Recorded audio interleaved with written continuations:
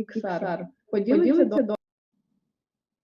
Раді вітати вас на лабораторії створення документальних VR-фільмів, яка народилася в Харкові як фестиваль Docudays. Мене звати Оксана Сигарева, я куратор лабораторії. Поруч зі мною Марія Степанюк, яка є координаторкою. Ми дуже раді, що саме Docudays доєднався до її реалізації як місце сили документалістів країни. Саме для них ми створили цю лабораторію, але насправді вона буде доречна спеціалістам різних сфер. Лабораторія пропонує 6 кроків створення VR-фільмів, від розробки історії до промоції та дистрибуції.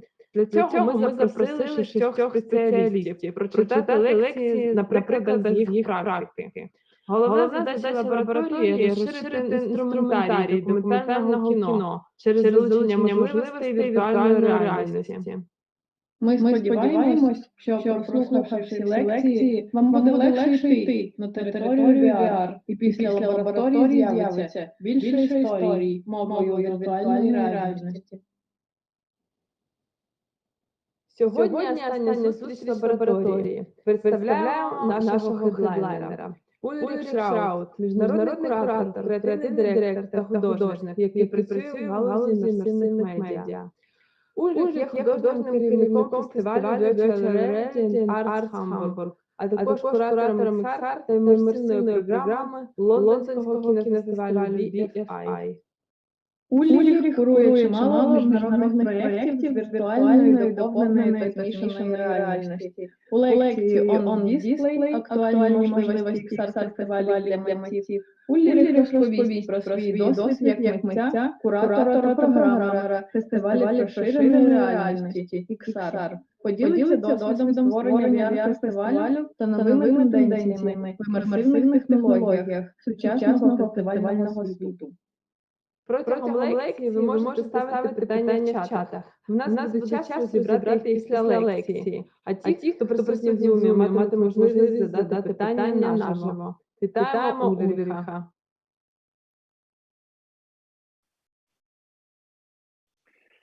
Hello, everyone.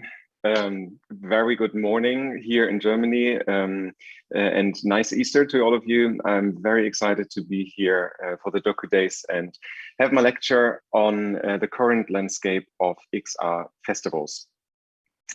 I am just going to share my screen with you for my presentation. My name is Ulrich Schrauth, as I've just been very nicely introduced. I'm the curator and artistic director of RAM Festival, Virtual Reality and Arts in Hamburg, and the BFI London Film Festival's XR and Immersive program. So a very nice welcome. I'm glad you have the time to join and don't hunt for Easter eggs or whatever you're doing, wherever you in the world are at the moment during Easter Saturday. So very nice that you're all here. I'm just going to start with a little bit on my background. So why am I actually here and telling you something about virtual reality festivals? So my background actually is not in theater or not in technology or in film. It's really in theater. So my background is performing arts. I used to be trained as a singer, dancer, actor. I ran the Thalia Theater as the head of artistic programming. That's one of the most prestigious theaters in Germany and also has a very strong focus on technology and theater. After my time at Thalia Theater, I moved on to more international festivals. I was at the Sydney Festival and did the World Theater Festival in Hamburg 2017. And I've always been super interested in all kinds of immersive art forms. So if you're in the middle of an artwork, if you're experiencing everything around you, that's what really interested me already in the theater and performance space, but also, of course, in visual arts and filmmaking. So I did a lot of research because I thought there must be something new to this immersive technology field. And I saw a few things that really blew me away, a few virtual reality pieces, basically, where I thought, this is a new art form that's happening there, that's evolving there. And I thought, we really need a festival that's really just focusing on artists working in this new media, in virtual reality, augmented reality, mixed reality. And this is why I started 2017, the VRAM Festival, Virtual Reality and Arts Hamburg. I will tell a little more about the festival very soon. And in addition to VRAM Festival, I'm also employed with the BFI London Film Festival. They have started a new section on XR and immersive art. And the first edition was last October. And I'm going to tell a little more about this later as well. Just want to start with a few words of housekeeping, what we're actually going to talk about, what are we going to cover in this round about 1 hour that I'm going to speak now, and there will be time for questions after. So we had the welcome already. We are looking at the agenda now. I'm going to switch over to an overview of the XR festival landscape in a second. So we are talking about what is an XR festival, what are the access points, what are the technologies used, and I will give a few examples of festivals. Then I'm going to move over to some recent and upcoming festivals to understand also what the COVID impact was that these festivals had to change their programming. How did they conquer this? Then we're going to talk, especially interesting for the artists and creatives under you, we talk about how to enter the festival market. So how do you actually, as a creator that's maybe just done your first XR piece, whatever kind it's going to be, how do I actually get into an international XR festival? Then we're going to talk a little bit about new ways to exhibit XR works and a little bit of sort of history. How did it evolve over the last few years? What are best practice examples? And then we have a little conclusion, and then there's going to be room for questions. Okay, guys, let's get started. We're gonna go on to the overview of the XR festival landscape. So first of all, what is an XR festival? XR festivals, mostly known as VR festivals, are dedicated to this immersive technologies, as we call them. But what does XR mean? So we start with a little bit of terminology, so they were all on the same page. I'm sure a lot of professionals are here on this morning, but I just want to give a few examples so you know better and talk a little bit about terminology. So XR is very simple. It stands for extended realities. It means all the realities that go beyond what we're seeing in real life. And all these other formats like virtual reality, augmented reality, mixed reality are subsumized under XR, extended realities. So what's VR, virtual reality? It means that you have a computer-generated environment around you that completely surrounds you. Mostly you're going to wear a VR head-mounted display, so some sort of VR goggles, I would say. And you see this computer-generated landscape that surrounds you. You can't see the world that's surrounding you at that moment, the real world. It's just the computer-generated world that's around you. You can interact in most phases, and that's virtual reality. Then we have augmented reality. Augmented reality means AR, means that you still see the real world just around you, but you can have an additional layer, an augmented layer of digital information that's correlating to what you're seeing at that moment.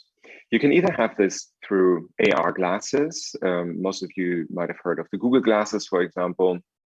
And but you also have it on your smartphone. For example, Pokemon Go was very famous a few years ago, or you have it in the window shield in your car. Sometimes you already have information layered into there, like the speed you're going, etc. That already is augmented reality. Of course, not in an artistic way, but it's a very practical use of augmented reality. And then we have mixed reality, which means that those two worlds collide. So they mix in the purest form, you still see the real world just around you, but you see additional information, just like with augmented reality. But in this case, the additional information can actually interact with the real world. So imagine you see a table or a sofa in your living room, and in mixed reality, the digital information understands these different heights and different furnitures. So the information, the content can interact with the real world. And it makes it more immersive, which brings us to one of the buzzwords. You see down there a few of the buzzwords that are flying around when you talk about XR. And I think it's just good to have heard them once. So immersion means, or an immersive technology means that you're actually inside. You dive into either a piece of art or into a film, into a content. So you're right in the middle of it. You're at the center of the storyline evolving around you, and you're deeply immersed in the experience. Interaction is something that's very interesting, especially in VR, but also mixed reality, obviously. So you can actually interact with the digital environment or the digital content that's surrounding you. And we're going to hear a lot more about this in a second when we talk about 360 films and interactive pieces. Then something that's really important is spatial audio. It just means 3D audio. It's actually how we perceive the world around us. So we hear something's further away, or we hear the direction where sound or audio is coming from. And this is very important in virtual reality because it doesn't work like conventional filmmaking. So you can't actually direct the view of the visitor. So with spatial audio, you can interact with the story and you can actually guide the visitors in certain ways. And last but not least, very important, storytelling. Immersive storytelling or virtual storytelling, interactive storytelling is very, very different from linear storytelling, like, you know, from films or movies. That's a linear storyline. You actually passively follow what's happening in the story. And in VR, that's very different. You have a lot of agency. So you can actually decide how does the story evolve. And this needs a lot of very different kinds of story writing, of storytelling. And this is why I thought it's interesting to have talked about this for a moment.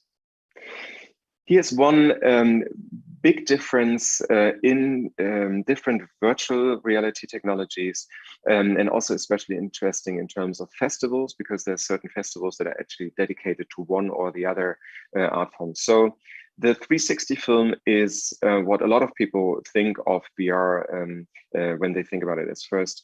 It is actually a 360 film that's often linear, and it just surrounds you with this often real-time shot, not real-time, real environment shot. It's really basically more like a film.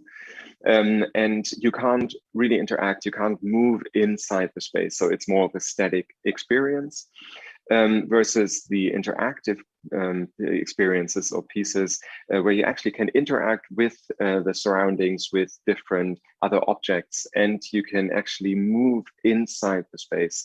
So this needs another technology in the back end, so you can actually move around in the virtual space. Just a few words on equipment and headsets, because that means a lot for the accessibility of VR festivals. So what are the technologies used to showcase VR or XR works?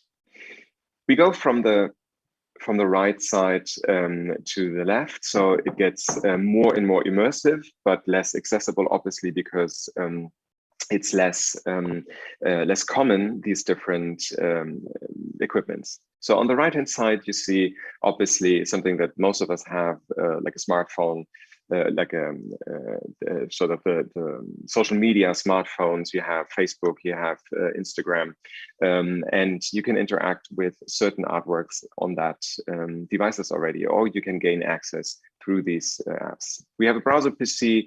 A lot of the festivals are branching out into more of the less immersive technologies due to COVID. We're going to talk about this in a second as well, to make it more accessible, because with this browser PC, you can actually access directly, you can make connections, you can see some of the artworks in a less immersive way, obviously. Then we have smartphones, we have tablets, we have something also very interesting. It's called Web VR or Web XR, also called Web GL, where you have an immersive experience that actually works on your browser. It's a newer form of virtual reality. So you don't need a headset.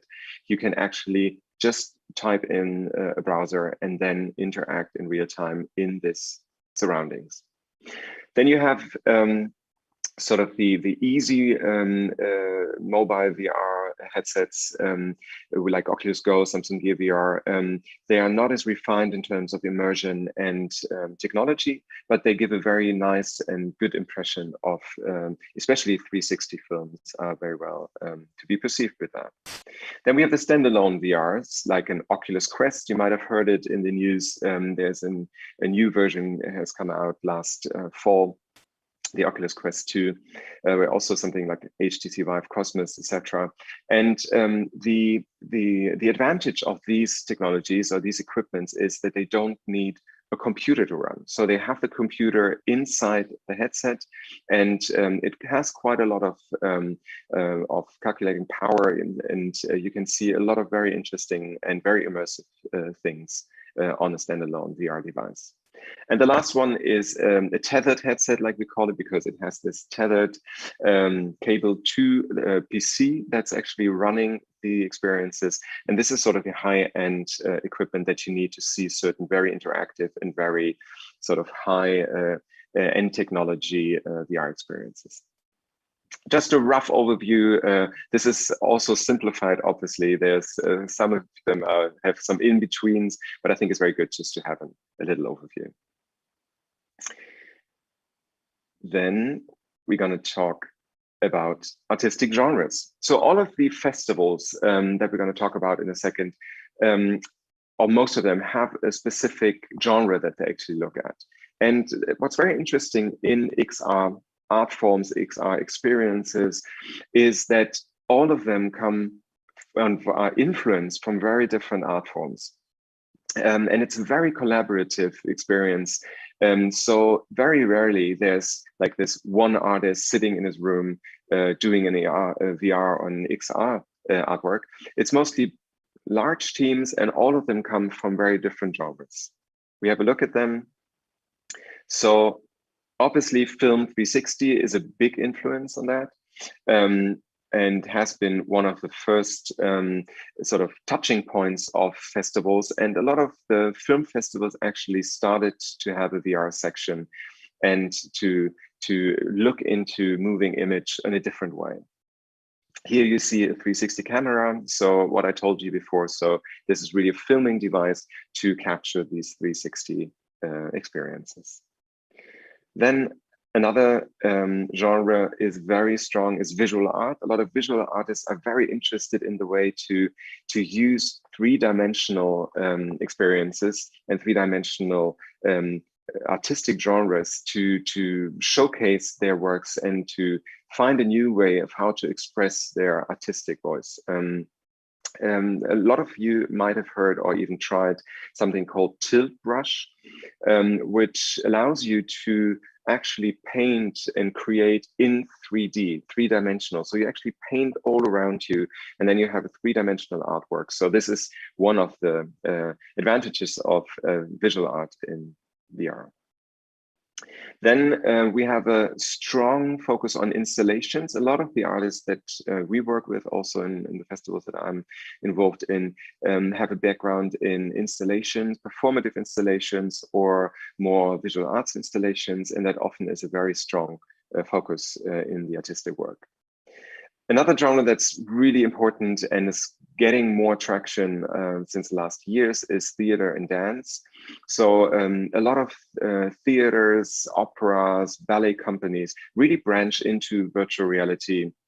It has started a lot with filmic obviously 360 experiences, but a lot of them are really branching out into more interactive pieces. So you can imagine you see a play, Hamlet, or another full-on theater play, and you're actually in the middle of the story. And this is what they are exploring and taking a look at. This is super exciting. Music and concerts is a very big issue also in VR and XR. What I talked about earlier about spatial audio, that's super interesting. Imagine you're in the middle of an orchestra while they're playing a huge concert, and you actually can hear the different instruments related to where they're actually situated in the filmic experience. And performance art is also very strong in XR festivals and becomes more and more strong because a lot of performance artists see this new three-dimensional genre as an interesting playground. The performance art really is about the three-dimensional space, and to replicate this in a virtual version is very, very interesting. Let's have a look at a few international festivals, XR festivals. It's impossible to really give an overview of that. So if you're interested in that space, take a few hours and Google your way through. I just put a few of the very important and very interesting festivals in here. I tried to cover most of the continents, although I see I didn't manage. So one is the Sundance Film Festival, the New Frontier program run by Shari Freelo. And this is an American festival coming from one of the most prestigious film festivals, and has had this New Frontier lab for quite a while, and it's super interesting and very adventurous. I'm going to tell it more in a second. South by Southwest Festival, more of a conference basically, but they have a very strong focus also on all kinds of virtual and augmented artworks, and have an own section for that. Fivers in Canada is also very dedicated on VR and 360. We have the Sandbox Immersive Festival. That's more in Asia, and we have the Tribeca, the virtual arcade, which is also stemming from obviously a film festival and having a huge lab and exhibition around VR and XR. Let's have a look at Europe. What are the festivals in Europe? Again, there are so many, and I know I've missed so many of them on this, but I just want to briefly give an overview. Venice obviously has one of the strongest VR sections and a very strong focus. They've been running this for, I think, 4 years already. Also stemming from a very prestigious A-list film festival. Liz Rosenthal and Michel Reac make a beautiful selection there, so it's really worth checking it out. Cannes also has, the Cannes Film Festival also has a section that's more of a market place. Cannes XR also growing and growing, very interesting to have a look at that too. Forum des Images, the new image festival, it's going to be on in June this year in Paris. Then we have the ITFA Doc Lab in Amsterdam. We have VR Days Europe, which is more of a conference, but also an XR festival track. We have the VRL Festival, also a very dedicated VR festival in the framework of Rencontre d'Art, which is a photography festival. So it's interesting to see it's coming from another angle. We have Stereopsia in Brussels, that's just been taken place in December this year. We have the Geneva International Film Festival, also a film festival, but with a very strong focus on VR and XR. Doc Leipzig in Leipzig in Germany, LFF Expanded, the London Film Festival. Just a short overview, so really take some time if you're interested and Google your way through. So how did COVID impact the festival landscape and the different festivals in their respective background or their interest? I just said there are very different approaches to XR festivals. So some come more from a film background, some come more from the tech side, some come more from conference part or photography or artistic genres like Bram Festival, as I said before. So how did COVID actually hit those festivals? Let's have a look. So most of the festivals that I've just talked about, actually all of them, had a physical festival. So you would travel either as an interested visitor or as an industry professional. You would travel to Venice, to Amsterdam, to New York to see the festivals, to experience the installations, to network, obviously, meet the artists, the creators, and really get immersed in that technology, which also meant that you don't have to have all of the technology at home, basically, obviously, because a lot of this XR technology and some of the artworks require quite complicated technology that you not always have at home. For example, AR glasses, etc. So that was really the physical festivals that have been growing and growing until 2020. And when COVID hit, a lot of the festivals decided to go virtual. We're going to talk a little later about how exactly did this look like and what were the consequences, but already you can imagine first of all, you would sit at home and access the festival with different devices or different access points. You wouldn't be with other people. You wouldn't so much necessarily meet other visitors, other creators, other industry professionals. So there had to be found a new way to interact with the audience and with the other professionals. But it was a very interesting shift, and we're going to see how this actually influenced how the festivals look currently. And at the moment, we see a shift back from the complete virtual festival, because now we're hoping that the pandemic will allow for more accessible festivals back. And so we're really looking into hybrid models and hybrid forms. So you really have a physical setting, a physical location where you actually have your festival center where you can invite people, but also have a virtual access point to make it much more accessible, globally accessible in the best case, and give a lot of people the possibility to interact with the artworks and meet the creators. So I want to talk a little about recent and upcoming festivals. And I think this will give a very nice overview of how the festivals have evolved, how they changed access points, how they changed their curation, and about how you as a creator now can think about, what does my artwork need to be like to be exhibited in one of those festivals, and what are the challenges, what has changed.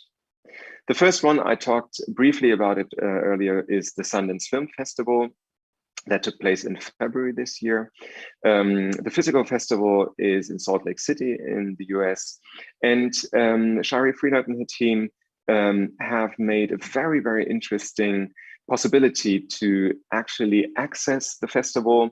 They built a complete new platform where people with a headset or with a browser could just access the world. They could have an avatar, so you actually see a representation of one another. You can talk to each other, and inside the exhibition space, there were quite a few artworks you could either see directly in the browser, or you could download it and then see on your VR device if you had one at home. We're just going to play a very short video just to see what that actually looked like.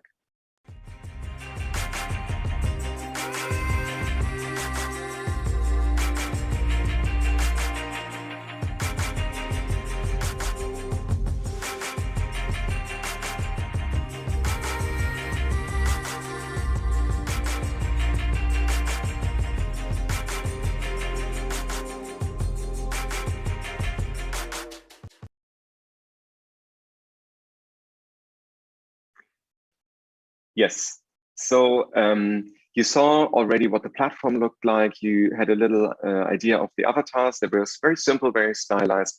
And what was very interesting and clever was that you actually could upload your photo. So you actually could recognize the other people. There were networking spaces.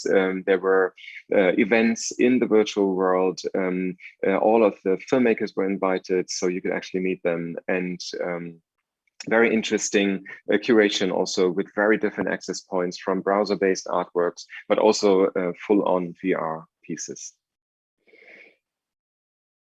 The next one that I want to talk to you about is South by Southwest.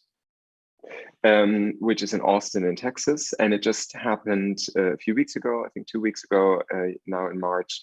And they decided to shift this huge conference with thousands of visitors that normally come to Austin to an online version. And that stands for the whole conference. So the conference is very much based on music, on film, on technology. It's a huge playground to showcase new technology, to make connections, and it's got a very strong business focus, very different to a lot of the other XR festivals.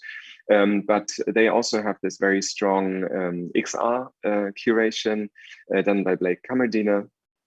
And they decided to go for another model, which I find very interesting as well.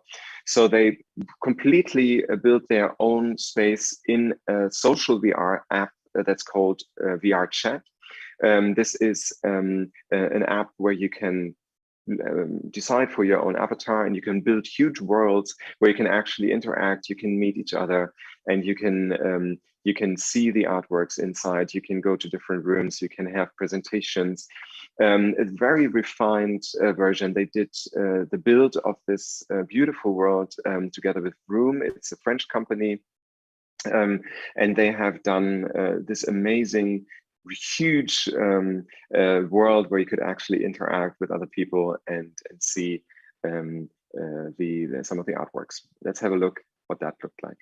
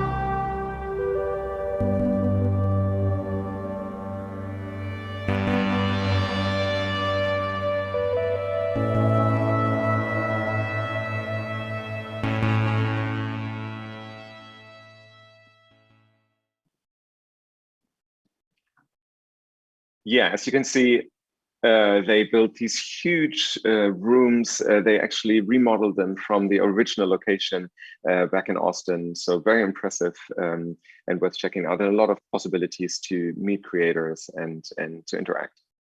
The third one I want to talk to you about is Laval Virtual. It's a conference, actually the oldest VR conference in Europe. That's taking place in Laval in France every year. And they have a dedicated section for VR or XR art led by the curator Judith Gouet. And it's called Recto Verso. And they already shifted last year to a beautiful digital museum space that Judith herself built. And now the next edition is coming up in a few weeks. And I think in 2 weeks exactly.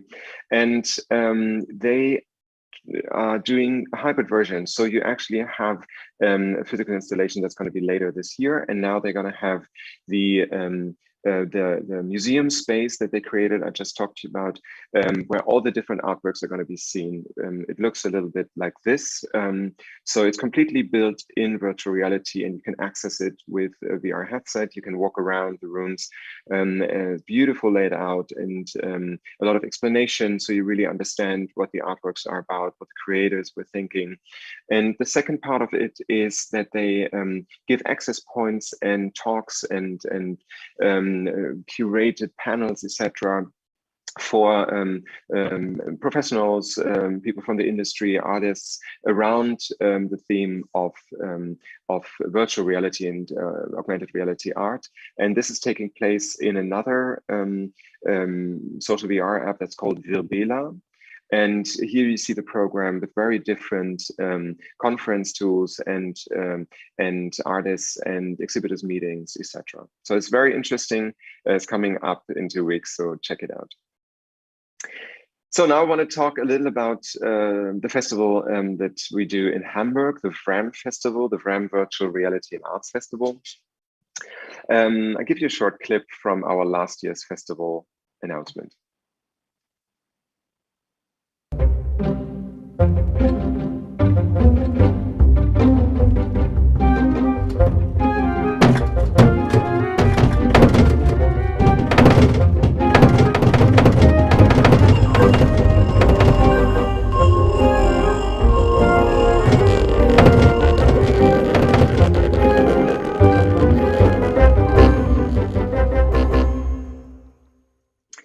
Yes, so that's the VRAM Festival, but what does VRAM Festival stand for? What is a virtual reality and arts festival? So, as I said, I founded the festival 2017. The first edition was 2018, so it's the 4th edition coming up now. In June, it will take place from the 4th until the 12th of June in Hamburg, both virtually and hopefully also physically as a hybrid model. And the festival has different access points and different columns that are very important for us from our artistic team. So first of all, of course, it's the art. We do this to present new artists, to give artists a voice, a possibility, a platform to showcase their works, to meet other creators, to further development their artworks. We give out residencies. We have a lot of touch points and possibilities to interact and get to know the visitors, but also interact with the creators. We showcase artworks from all over the world. We normally, in the normal year, we would always bring all the artists to Hamburg so they can meet other curators, other artists, other creatives, and form new bonds and new ways of working together. The second thing that's super important for us is the physical part of it, the location, the live events. We have this beautiful old train track station, you see it in the picture down there in Hamburg, that we completely remodel each year with a set design, set decorations. For us, it's really, really important to framework the VR pieces like in the museum space, like in installative setting. We really build set decorations, haptic moments. So it's not only about putting on a headset and seeing these beautiful artworks. It's really about how you interact with the 3D space around you and how an installation works with the VR artwork. And also the live events are very, very important for us. We have a lot of keynotes, panels, a complete discourse program where we talk about what VR art is, about funding structures, about social, political, but also artistic questions that arise with this new immersive technology. And a lot of live events like an opening with performances. We have theater performances, we have dance performances, concerts, DJ live sets, all in the framework of the festival, which is around 10 days, always in June. And the third thing that's super important for us is the social interaction. I just talked about it. It's so important for us that people meet and they can talk to each other. They can understand what the technology can do. And the feeling of being inside of one of these VR artworks is sometimes so overwhelming. You actually need to talk to someone. And this is why we really wanted to do it that way, that people can sit on a long table, they can talk to each other about what they saw, and also to give everyone the feeling they're invited, no matter what their background is. So even if you've never had a VR headset on, we have all our guides there, and they really give people the feeling that they're safe, they can't make anything wrong. It's really to build a safe environment. So the social interaction, I think, is really, really important for us. And last year we were in the middle of preparing our 2020 edition. We had a lot of super interesting ideas, and we're really clear already about the artistic program when suddenly this happened. And it was pretty clear very soon that a physical festival was not going to take place. So we decided to use this crisis and see it as a chance, and to think about how do we transform a festival that's so strongly rooted in the physical moment, in really meeting people, getting together, giving access to people who might not be experienced with this kind of art forms. How do we make a complete virtual version, RAM virtual we called it, that still makes it possible to really interact with other people and have meaningful interactions and give this festival feeling that I think we all love so much, and try to replicate this in virtual reality. It was a complete experiment. We didn't really know. We were one of the first festivals to really go virtual. I think we were the first one of this complete artistic festivals that did that. And we had very different access points and ideas of how to set that up, what kind of technology to use. And from the beginning, it was most important to us to make it as accessible as possible. So even people who have never had a VR headset at home, or they might have not experienced VR art before, how could we make it as accessible as possible so people could still see our curation and participate in the festival?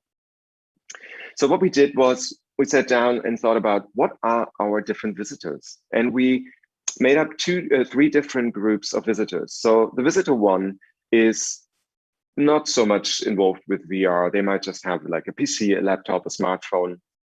And we thought about access points for those people. How could they engage with our program? The visitor two, they might have, in addition to their laptop, smartphone, or tablet, they might have a mobile VR glass like a Google Cardboard, or a standalone VR like the Oculus Go. And the third type was more like the professionals, or the people who are really involved with VR, interested in that, who actually have a high-end VR glass, like a PC, laptop, tethered headset, or something like this. And then we thought about different access points for these different visitor groups. The first access point was a virtual museum. It's called Museum of Other Realities. That is a beautifully designed virtual museum. It actually is like a Frank Gehry museum that you can walk around. You have these very stylized avatars. You can talk to other people. You can interact with artworks. And we decided to build a complete second wing to that museum, so to say, and put our complete selections in there, and we replicated our complete location that we have in the physical location that we have in Hamburg in a 3D environment. I'm going to show you a few pictures in a second. The second access point was the Magenta Vr App. That's a virtual reality app by our festival partner, Deutsche Telekom, and they've done this for years. They have a VR app where you can see 360 videos. It's completely accessible. It's free of charge. And we showcased our festival selection in their app, so people could go into the app and really see those artworks in a 360 mode. And then we had YouTube and other 2D platforms where we actually streamed all of our events, curators, tours, live opening, panels, keynotes, etc. All of that on YouTube and other social media forms, so people could just interact and see those events. And in addition to that, we thought about the people who really would love to see something in VR but don't have a headset at home. So this is normally a lot of the people that come to our festival. They really just want to try out, how does this technology work? How does art work in VR? And so we decided to partner with the DKB, the Deutsche Kreditbank, and they supported us in giving very, very reduced prices to people who wanted to borrow a headset for the time of our festival. So for 15 euros, you could borrow a headset for 2 weeks. It was shipped to your home, it was sanitized, and then you could just install this app and you could go into the Museum of Other Realities. You could interact with all the other people and you could see the artworks. And so we try to make it as accessible as possible. And as I said before, for us, the exhibition design is super important. So we replicated, as you see in the first picture, our whole venue that we have in Hamburg, this old train track station.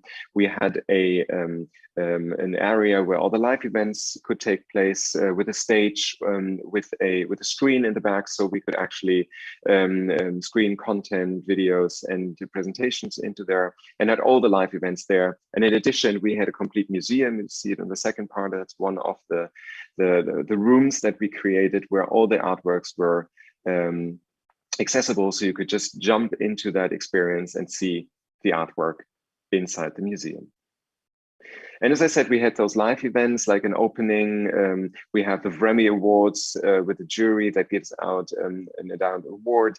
And here you see in the first picture how one of these actually looked. But also we had live events that took place in Hamburg at our festival venue that we then live streamed into the virtual venue. So people all over the world could just go inside the Museum of Other Realities and see what was happening in Hamburg live at that moment. Quite complicated and quite a lot of technology, but it was a very interesting experiment. Yes, so that was VRAM Festival 2020, and I'm just going to give you a little look into what that looked like in a video.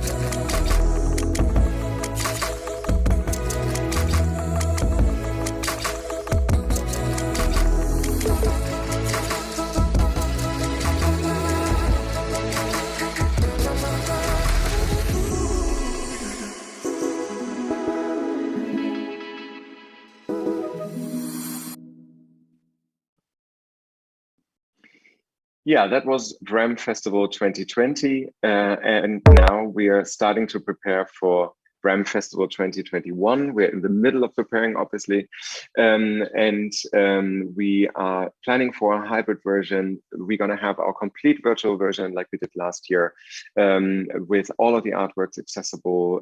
We are looking at different access points even to make it easier to participate in the festival, so stay tuned.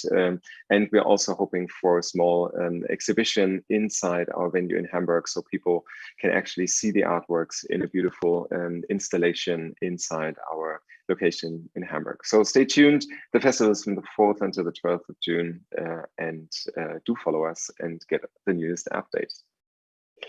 So I wanted to talk a little about how creators and artists in the XR space can enter the festival market. What are access points to get your newest creation, or maybe your first one that you've ever worked on, inside the festival market?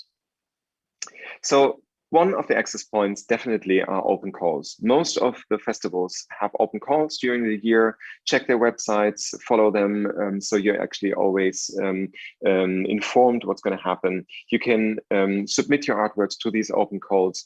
Most of them have very different, are asking for different content. Some are more interested in VR artworks, others have a stronger focus on augmented reality, some have a strong focus on 360 films. Also the artistic backgrounds sometimes are very different what they're looking for. So check them out and submit your artworks to these open calls. The second one, very interesting, and especially if you're still in the creation of your artwork, are pitching sessions. A lot of the festivals, but also funds and co-production markets have pitching sessions, so you can actually showcase your work or your idea that you're working on, your team, your visual material, to investors or curators from festivals, and try to find teams that you can work with, find a financier, find producers that actually work with you, or distributors that might be interested in your artwork.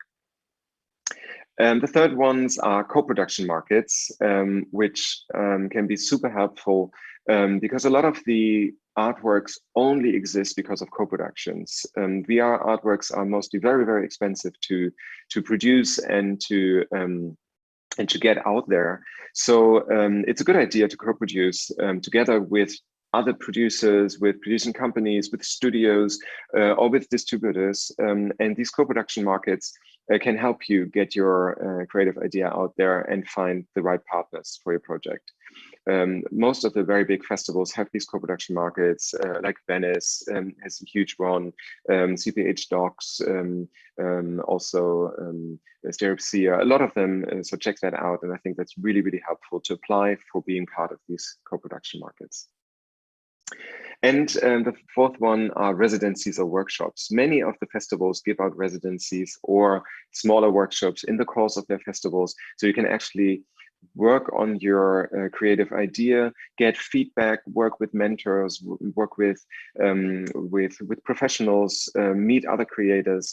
A lot of these residencies are done virtually at the moment. Normally they take place hybrid or physically, but they're a very good possibility to get new input for your work and further development your work. So getting your work out is the one thing, but actually to exhibit it and to make it being shown at festivals can be quite challenging.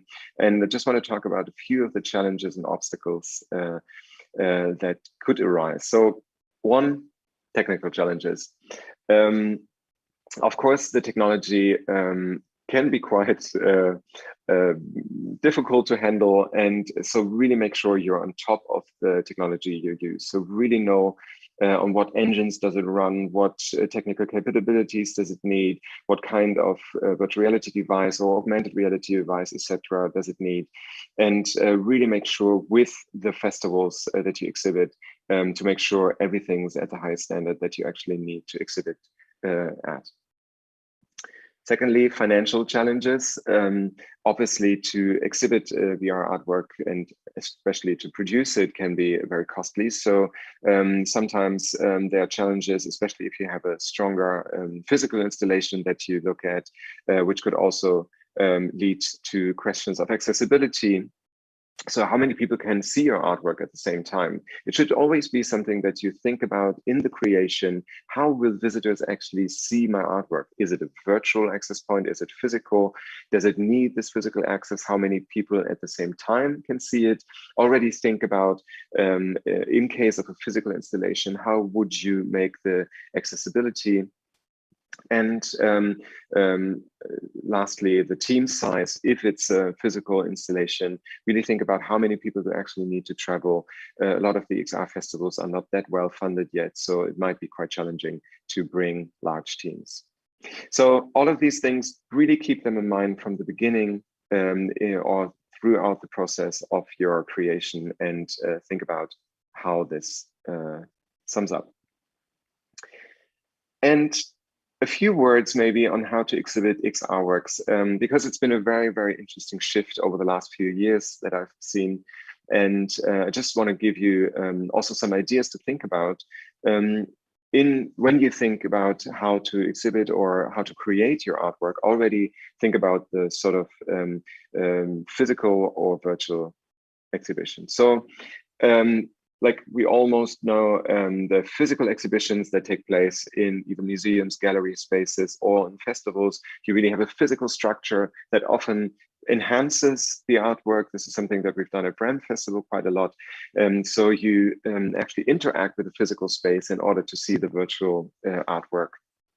And it needs quite a lot of installments. It needs technicians. You really have to think about how to set this up. How can people experience it the best way, that they're not disturbed maybe by other people, etc. So that was the full physical festival and gallery museum exhibition kind of thing.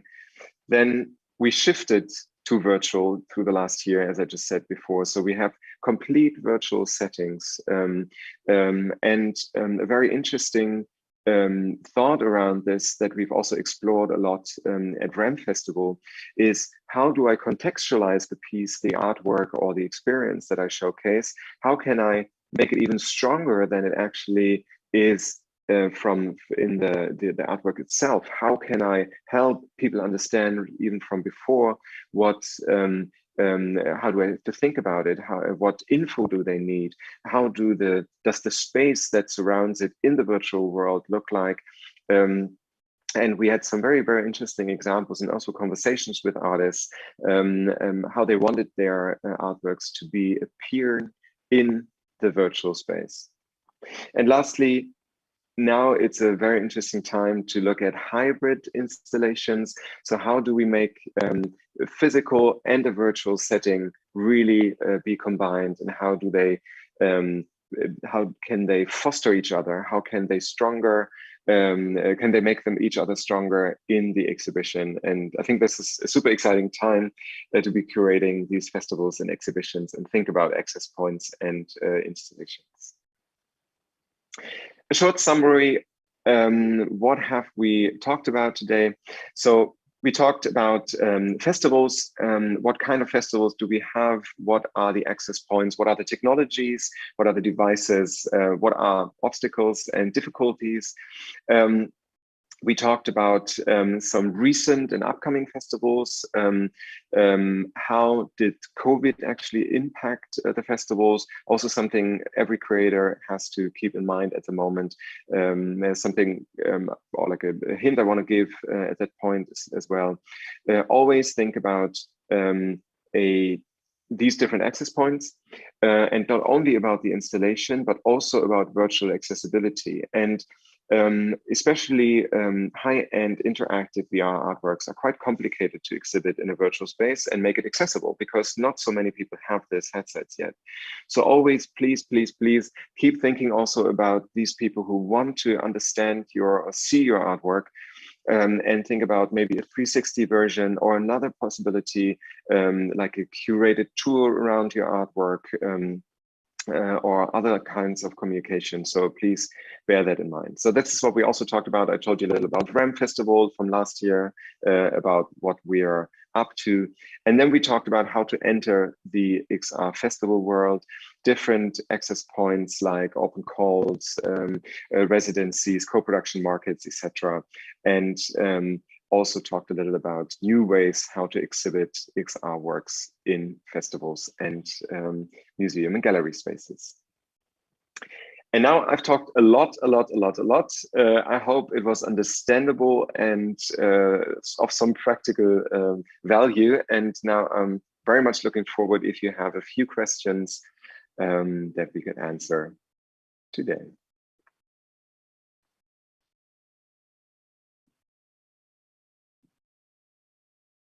I just see some questions in the chat.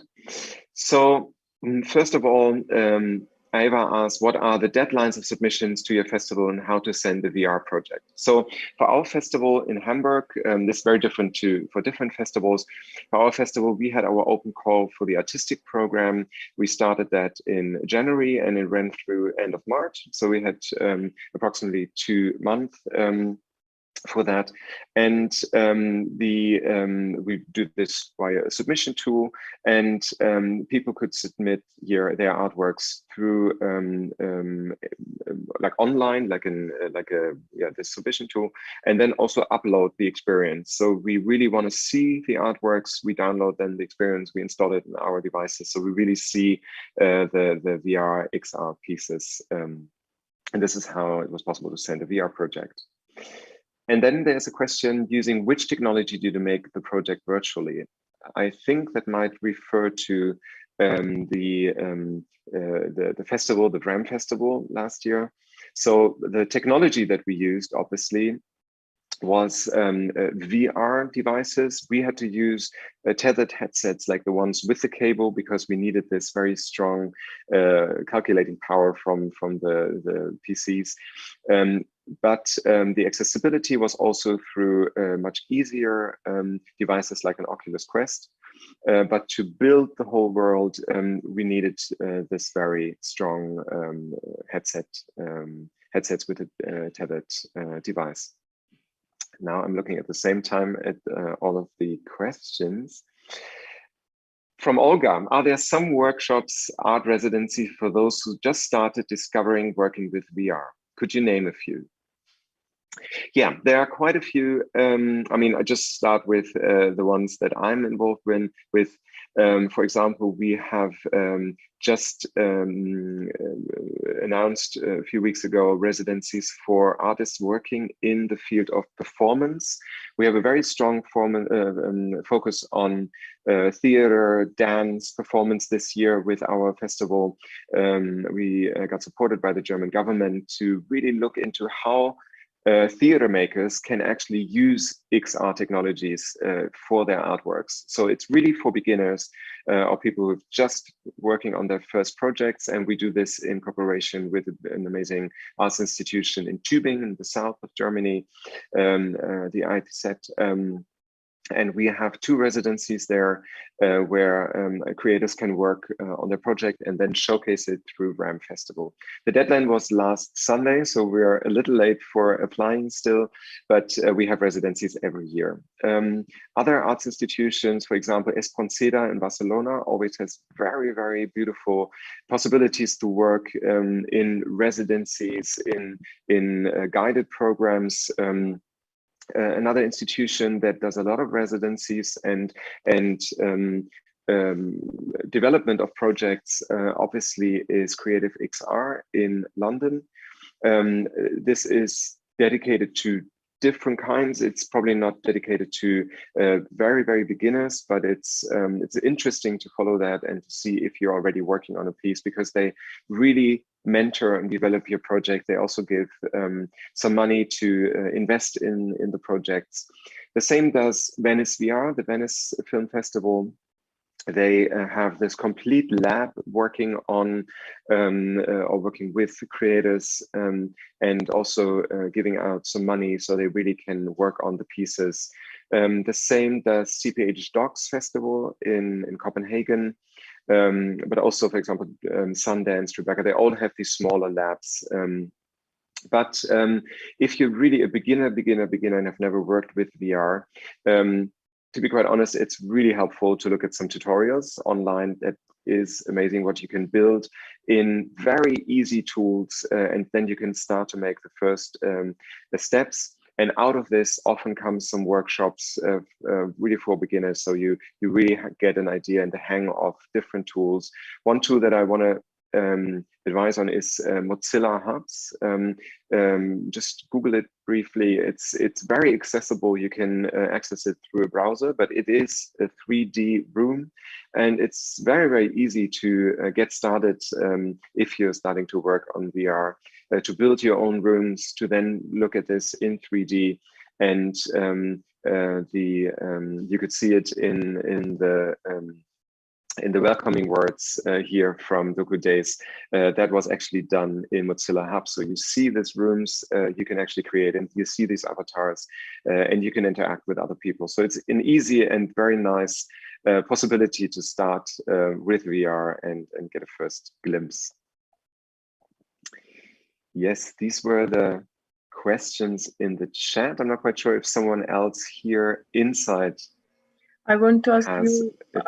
Yes, please. I want to ask you about the best installation, physical installation, and the best VR experience which you saw at festival at all.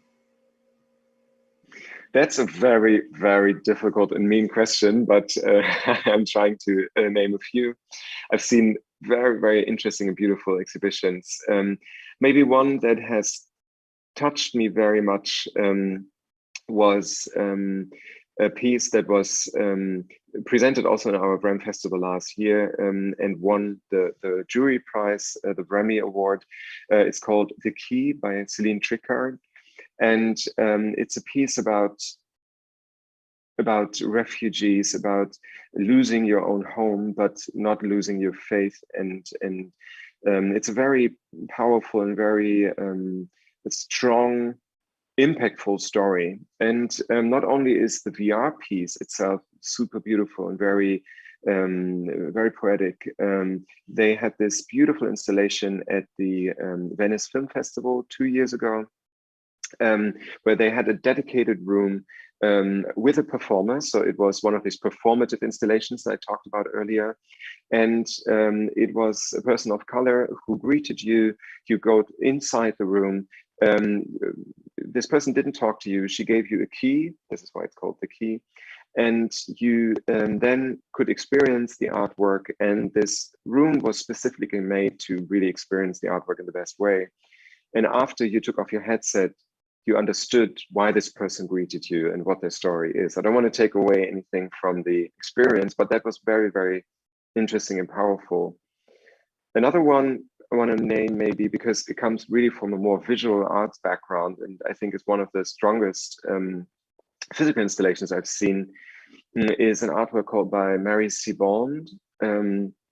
It's called Crescendo of Ecstasy, and it consists of 4 different 360 films, basically, that she has done in the style of her artistic language.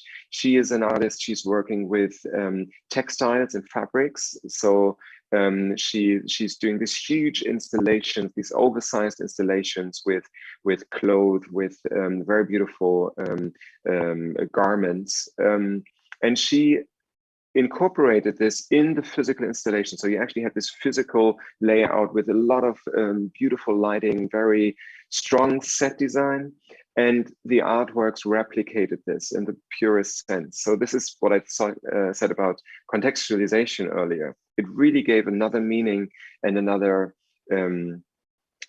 layer to this already very beautiful artwork, being inside the physical space with this physical objects of this visual artist. So maybe these are 2 very different but very interesting pieces. And where we can find the interesting VR experience in the internet? I mean, those 2 experiences I just said, you can just Google them. It's called The Key by Celine Trickard. You can actually already see it on Oculus Store.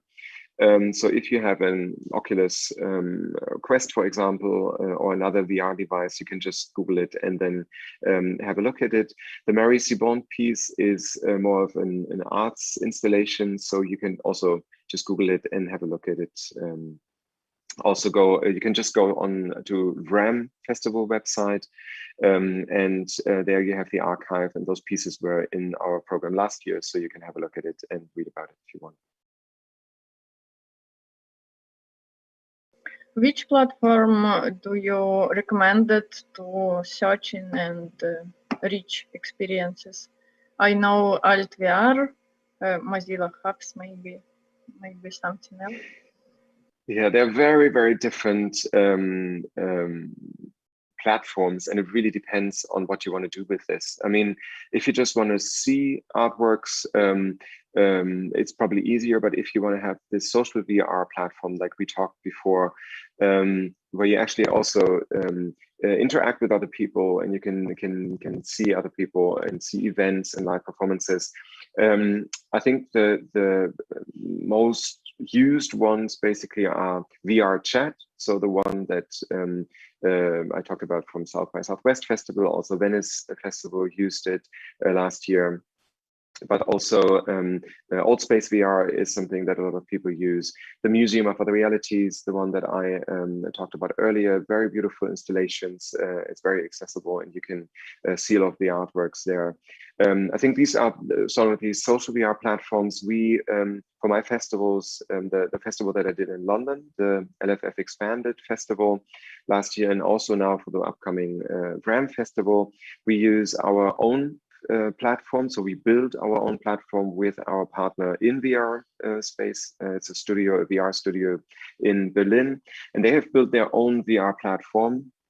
And for me, this is especially interesting because in this platform, you can integrate all of the VR artworks directly. So you don't need to go to other platforms or out of this social moment, but you can stand next to someone, talk to him, and then you can jump into the experience. It's really like you would do in a museum or in a gallery.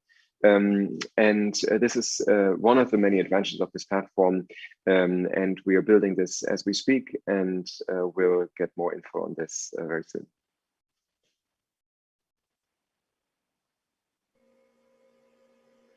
We start to making some VR films, as you know, and this border between game and art, where you do this border. And I think the mainly VR experience is a game because you feel it like a game. So what is the future of this? Maybe this question. I would say it's very subjective to distinguish between game and art, and I don't think it's actually necessary.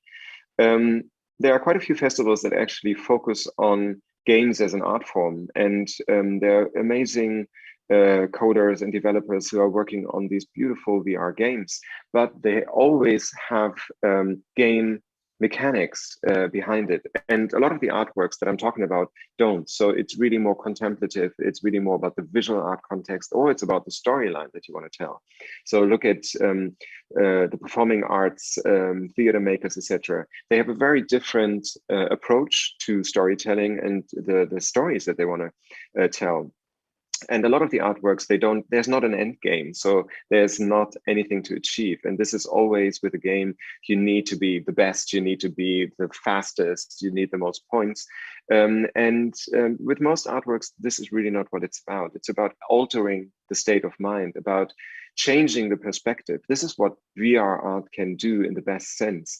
You can shift your own perspective. You can look at an artwork or a situation completely different from what you experience it if you yourself are in it. So for example, if a VR artwork puts you in the shoes of someone else, in the shoes of someone that's really different from you, you start to understand how this person might feel. And a lot of the artworks that I'm super interested in does exactly that. They give you a shift of your own perspective. And art is always about the social moment, and it's about political, social consequences, and also very personal stories. And it has to have a relevance. And a lot of the games probably have as well, but I don't think it's the focus so much. But artists working in XR, they really want to change the way we perceive our environment and perceive the world. And they want to make an impact on the visitor and tell their very personal and poetic stories. So I think we don't always have to distinguish, but it's a blurry border between, but I think this is one of the main points that I would know. The big festival want to see the teaser when we apply our project, but when we development our project, we haven't a teaser. Which visual materials can apply to this festival? Maybe what photo locations, photo heroes, what? Yeah, I mean, what you always need in order to apply somewhere, even for the beginning of the funding, you need a pitch deck, something that really visually enticing, tells what is this project about, who are the team producers, the collaborators, what's the visual background. It can be a mood board basically, but so you understand where this project is going. For most of the festivals that I know, and this is also the way that I'm working, I would never invite something that I haven't seen myself. I always want to see at least a prototype or want to see better even the final experience. This is why we also curate on quite a narrow time frame towards our festival. So I don't want to curate already, let's say in December, because a lot of things are not finished by then. So this is why we're curating the festival program right now for our June edition.